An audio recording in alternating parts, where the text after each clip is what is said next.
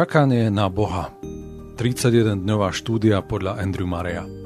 Výňatok z príhovoru Andrew Murraya v Exeter Hall 31. mája 1895. Veľmi ma prekvapujú listy, ktoré dostávam od misionárov i iných zo všetkých častí sveta.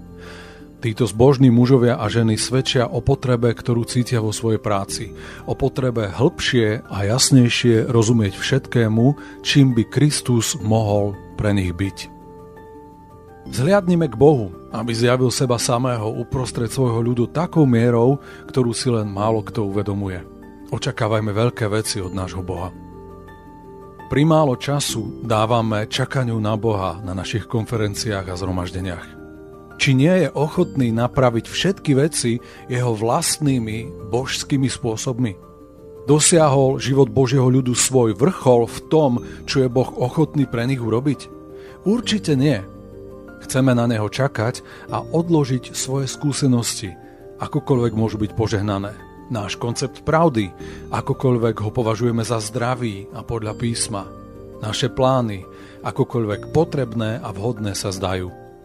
Chcem dať Bohu čas a miesto, aby nám ukázal, čo dokáže vykonať a čo naozaj urobí. Boh má nové spôsoby a nové zdroje.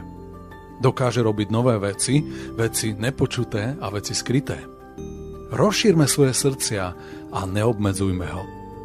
Ako keď si činil strašné veci, akých sme nečakali. Zostúpil si, pred tvojou tvárou rozplynuli sa vrchy. Izaiáš 64:3. Úvod. Predtým, ako som minulý rok opustil domov a vydal sa do Anglicka, ma zamestnávala myšlienka na to, ako veľmi vo svojom náboženstve, osobnom i verejnom, potrebujeme viac z Boha. Cítil som, že potrebujeme vycvičiť svojich ľudí, aby vo svojom uctievaní očakávali na Boha a vypestovali si hlbšiu citlivosť na jeho prítomnosť. Priamejší kontakt s ním a celkovo boli na ňom viac závislí a že to by mal byť jasnejší cieľ našej služby. Na raňajkách, ktoré usporiadali na počesť môjho príchodu v Exeter Hall, som vyjadril túto myšlienku v spojitosti s celou našou náboženskou prácou. Už som spomenul, že som bol prekvapený reakciou na tento môj názor. Zbadal som, že Boží duch tvoril rovnakú túžbu v mnohých srdciach. Zážitky za posledný rok, osobné i verejné, ešte prehlbili moje presvedčenie. Ako keby som ešte len začínal vidieť tú najhlbšiu pravdu potvrdzujúcu, že Boh a náš vzťah s ním je sústredený okolo nášho čakania na neho. Vidím, ako veľmi málo v našom živote a práci sme naozaj obklopení jeho duchom.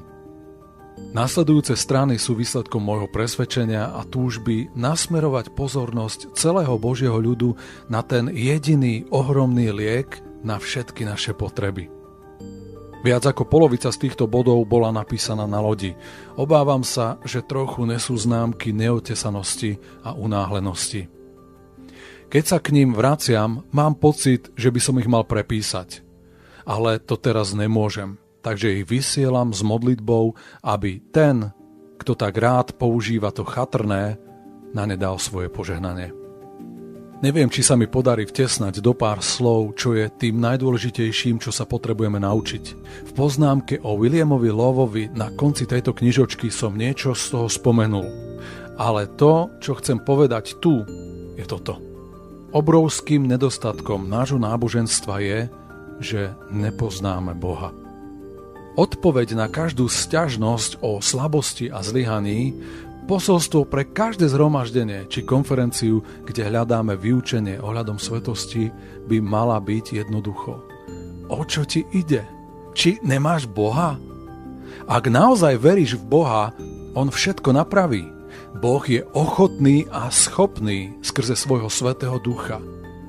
Prestaň očakávať i to najmenšie dobré od seba, alebo i tú najmenšiu pomoc od čohokoľvek, čo je v človeku.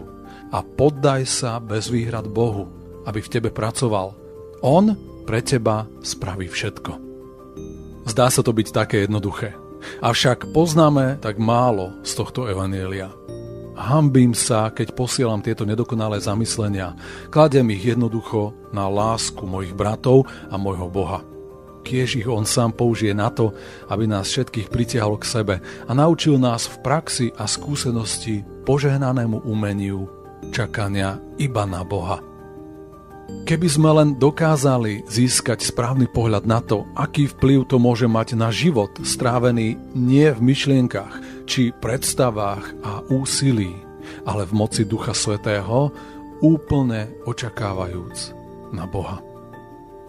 Môj pozdrav v Kristu všetkým Božím svätým, ktorých som mal to privilégium stretnúť, a tým, ktorých som nestretol.